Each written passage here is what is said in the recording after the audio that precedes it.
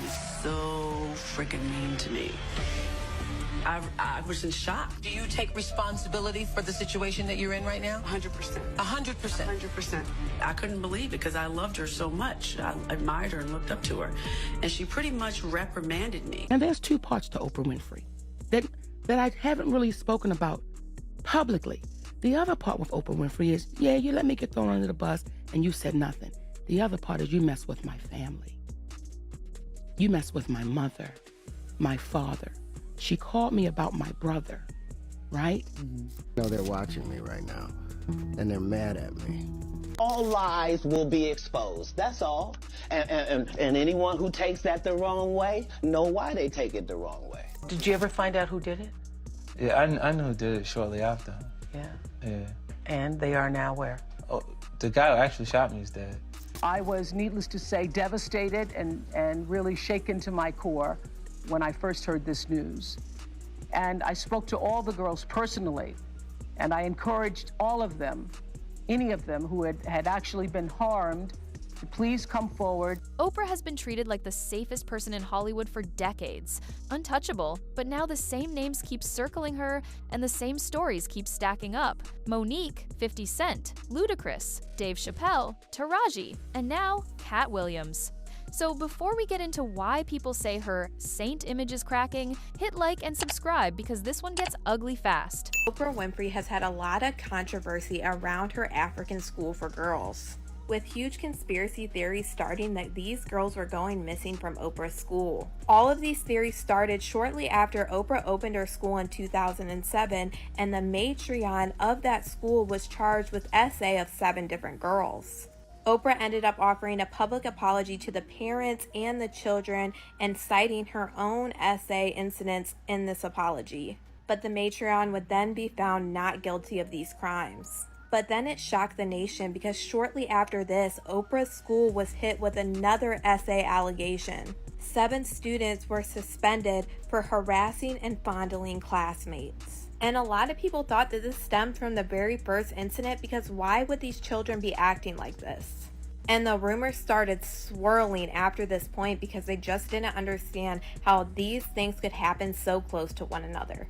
And then boom, there was another investigation at Oprah's school after the body of a newborn was found in a girl's book bag. People love to act like Oprah floated above the mess of Hollywood, like she was the one powerful person who stayed clean, but lately her image has been taking hits from every direction, and what's making it worse is that this isn't one random accusation, it's a pattern. And once you see the pattern, you can't unsee it, because it always comes back to the same thing: control, gatekeeping, and the way certain people in the industry don't just build careers, they decide who gets to keep theirs. And the story that really sets the tone is Monique, because her issue with Oprah isn't just "we disagreed," it's personal, it's trauma, and it's the kind of story that makes people look at Oprah differently forever. Monique has said for years she was underpaid for Precious and that she never signed a contract agreeing to do a full press tour, but after the movie blew up, she says Tyler Perry and Oprah expected her to travel, promote, and do it using her own money, and when she refused, the narrative instantly turned into Monique is difficult, Monique is ungrateful, Monique is the problem, and that's where Oprah's name stays stuck, because Monique says Oprah let her get thrown under the bus publicly and said nothing, which is already wild when you remember Oprah's entire brand is built on being the ultimate protector of Black women. But the part that shook people was what Monique said happened next, because she claims Oprah called her about her brother. That she had made about, I was there for a crash for the movie. Yeah. And basically she said something about not agreeing with my music, but she thought I did great in the movie. And of course I was up there with the whole cast of Crash. And so I didn't necessarily felt like that needed to be said. You didn't agree with my music. And even if you don't agree with certain songs I made, say you don't agree with certain songs, don't say you just don't agree with all of my music. Right. She was able to say what she said, and then I had my rebuttal, and when I saw the final show, her comments were in there. Right, was in there, but yours wasn't in there. And mine weren't in there, so it just looked like I kind of took it. Like, was just quiet and didn't say nothing. The same brother Monique has accused of assaulting her when she was a child, and Monique's point was simple. You don't get to play mediator with somebody's trauma like it's a daytime storyline. Monique says Oprah asked if it would be okay for him to come on the show to apologize, and Monique says she told Oprah she wanted nothing to do with him, but she didn't want to block his blessing if he was changing. The problem is, Monique says Oprah never told her she was also going to involve her mother and father, and Monique said that was crossing a line, because it wasn't just content, it was her family history, her pain, her childhood, and she felt like Oprah turned it into television. And once you hear that, you start realizing Monique isn't the only person who has described Oprah like that. Because when people talk about Oprah's power, they're not talking about her money. They're talking about the way she can frame you in front of an audience and walk away looking innocent. That's why people always bring up 50 Cent next, because back when 50 was still trying to clean up his image, he wanted the Oprah interview because there was no bigger stamp of mainstream acceptance. But Oprah didn't want him on her stage at first because she didn't like what he represented. And when the interview finally happened later, it didn't erase the damage. So Tyler Perry says to me, listen, you may really want to consider promoting this film, because if you get nominated for an Oscar award, your next film is $3 to $5 million. And if you win it, your next film is $6 to $8 million. I said, Tyler, who you talking to? I'm a black woman. Where do they pay those type of salaries, brother? I said, what I cannot do, Tyler, is work for free. I've done what I was supposed to do. I cannot go overseas and do this for free, Tyler. So then he goes on about his spiel, you know. I said, well, listen, you can write me the check for me to go overseas. I don't care where the money comes from, but I'm not gonna do it for free. He says, well, I don't believe in giving money away for free. I said, I don't believe in working for free, so we're on the same page. Because 50 still felt like she treated him like a symbol of everything wrong with hip-hop. He accused her of pandering to white audiences, acting like she was above the culture, and deciding what kind of blackness was acceptable for mainstream TV. And you can clown 50 for how he said it back then, but the point is what matters. He felt like Oprah was a gatekeeper who could decide who gets respect and who gets shamed. And you see the exact same dynamic with Ludacris, and Ludacris's story is one of the clearest examples of how Oprah's platform could shape a narrative unfairly. Luda went on her show as part of the cast of Crash. He wasn't there to debate lyrics, he was there to promote a serious film, and Oprah still felt the need to slide in a comment about not agreeing with his music, basically placing a stain on him in front of her audience. And Ludacris said what made him furious wasn't even that she said it, it was that when he responded, his rebuttal was cut from the final edit. So on television, it looked like Oprah got to judge him, and he just sat there and took it. And that's the part people keep circling back to, because it shows how power works in media. It's not just what's said, it's what gets left in and what gets cut out. Then, there's the Dave Chappelle interview, and people didn't fully process how uncomfortable it was until years later. Dave came on after walking away from a massive deal and disappearing, and the world was already calling him paranoid and unstable. Now there's two parts to Oprah Winfrey that I haven't really spoken about publicly. The other part with Oprah Winfrey is, yeah, you let me get thrown under the bus and you said nothing. The other part is you mess with my family. You mess with my mother, my father. She called me about my brother, right? Mm-hmm. And I said, listen, everybody can change. He wanted to apologize. She said, Monique, would it be okay that he comes on? And would you like to come on? I said, I don't want nothing to do with that cat, but I don't want to get in the way of his blessing. If he's changing, I don't want to stop that. She never said my mother. She never said my father. Now, I know who my parents were because they're both gone. I know who they are. I know my mother's greed. I know my father's greed. And you did not say that you were going to have my parents, because had you said you had my mother. Now, we had a conversation, and I said to her, me and my mother are not in a good place.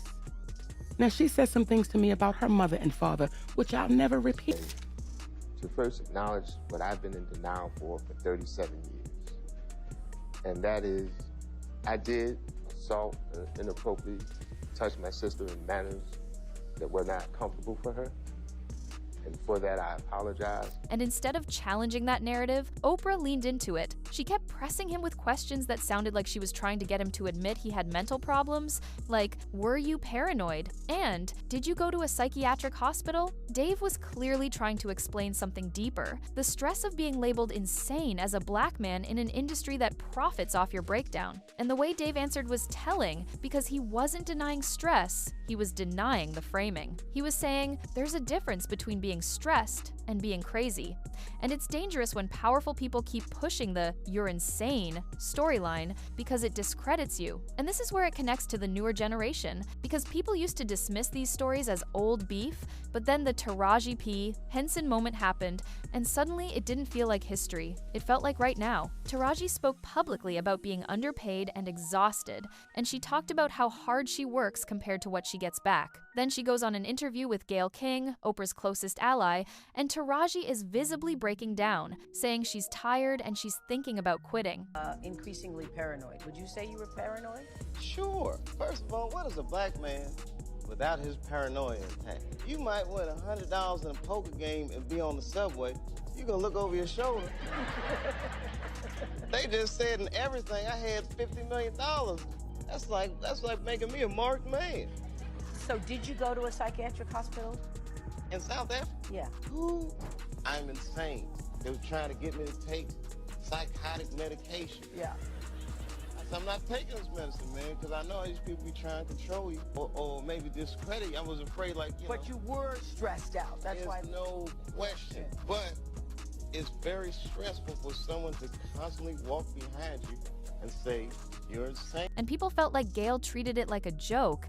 Like, I heard on the street you had the audacity to say you're thinking about stopping acting. And the reason that rubbed people the wrong way is because Taraji wasn't performing. She was showing what the industry does to black women, work them to the bone, underpay them, and then act shocked when they say they're done. And people immediately connected it back to Monique, because Monique said the same thing years earlier.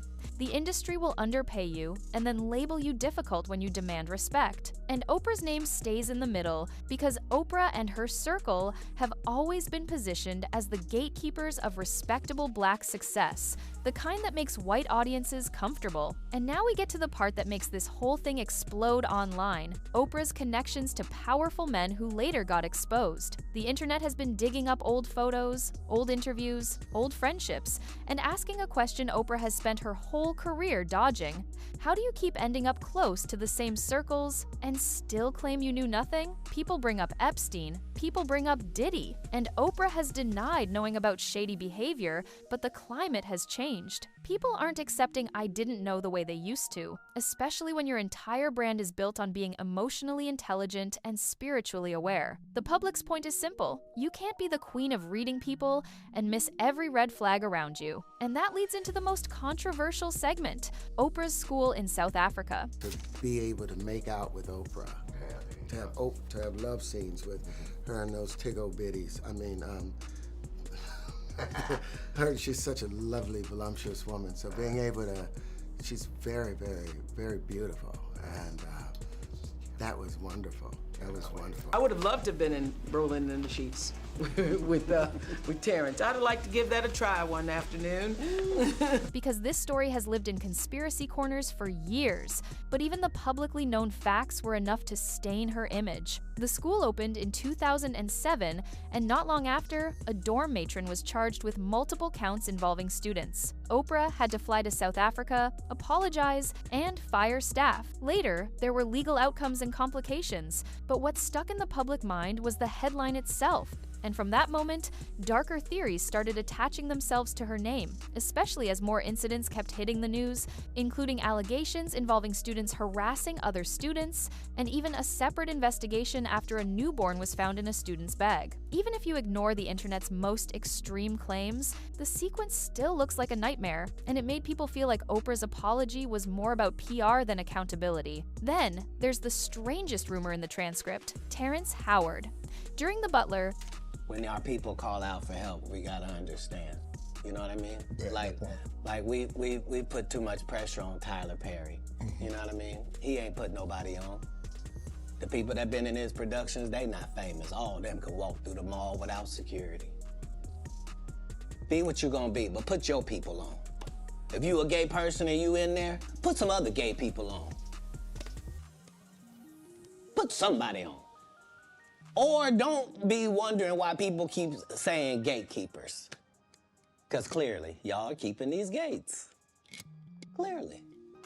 Oprah and Terrence played love interests, and Terrence made crude public comments about her body during press. Oprah responded flirtatiously too. And the rumor that spread afterward was that Oprah wanted more behind the scenes, and when she didn't get it, she allegedly started talking about him. Is that proven? No. But the reason it circulates is because it fits the bigger narrative people already believe. Oprah expects loyalty, expects obedience, and doesn't take rejection well. Then you have Mariah Carey, because Mariah is one of the few people Oprah couldn't control, but Oprah still did what critics say she does best, extracting trauma on camera. In the memoir interview, Oprah pushed Mariah into discussing childhood violence, family betrayal, exploitation, and painful memories, and people dragged Oprah for it, saying she was turning Mariah's trauma into content. And when you put that next to Monique's story, people start asking a bigger question. Does Oprah care about healing, or does she care about the spectacle of healing? Because those are two different things.